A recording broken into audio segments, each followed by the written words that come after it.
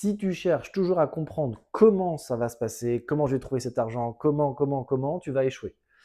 C'est le pourquoi qui te fait réussir et le comment te fait stagner, échouer ou t'empêche d'avancer tout court, quoi, voilà, tout simplement. Et c'est pourtant très contre-intuitif parce que tout le monde se pense que, bah oui, mais si je ne sais pas comment je vais faire ou un minimum de comment, je ne peux pas avancer. En fait, c'est un peu vrai, mais c'est en fait le comment amène le cerveau en mode analytique. Et quand vous êtes en excès d'analytique et que ça arrive très très vite, votre cerveau bloque. Et du coup, à partir de là, il se met en procrastinateur professionnel. Il peut repousser au lendemain, ou alors il peut devenir perfectionniste. Et ça, c'est horrible de devenir perfectionniste.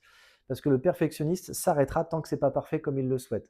Alors qu'il faut être exigeant. Un exigeant est capable de continuer le process, même si c'est pas comme il veut, parce qu'il sait que dans le process, ça va s'améliorer. Et c'est là la grande différence du comment et du pourquoi. Et l'essentiel des gens qui n'ont pas ce qu'ils veulent, c'est que vous avez votre écran radar, là, vous regardez votre écran radar, vous voyez très bien ce qu'il y a dans l'écran radar, mais vous ne voyez pas ce qui arrive dans 2 mois, 3 mois, qui apparaîtra que dans 2, 3 mois potentiellement, même plus.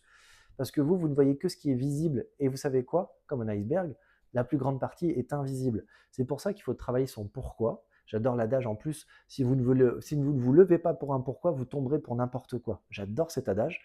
Et il faut comprendre que le pourquoi vous fait travailler votre foi, que le comment il vous bloque. C'est ça qui est hyper complexe à comprendre pour des gens où tu as l'impression que c'est contre-intuitif, mais ça ne l'est pas.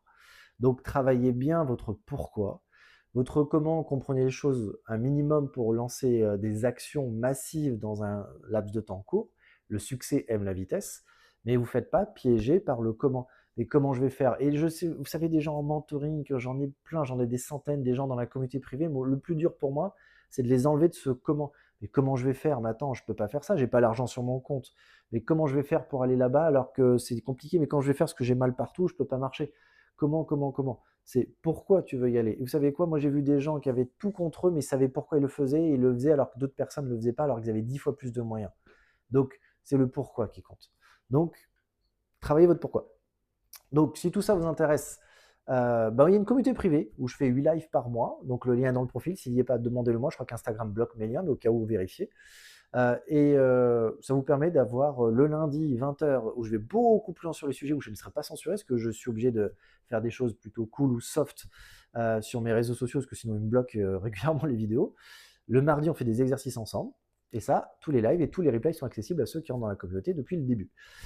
Pour fêter les 1 an de la communauté, je propose un dictionnaire que j'ai récupéré de mon mentor Katie de Société Secrète, qui tout simplement est, on va dire, un dictionnaire très particulier parce que ce n'est pas les définitions des dictionnaires habituels, c'est des définitions qui sont très différentes, qui vous amènent à reprendre le pouvoir des mots et ça oublie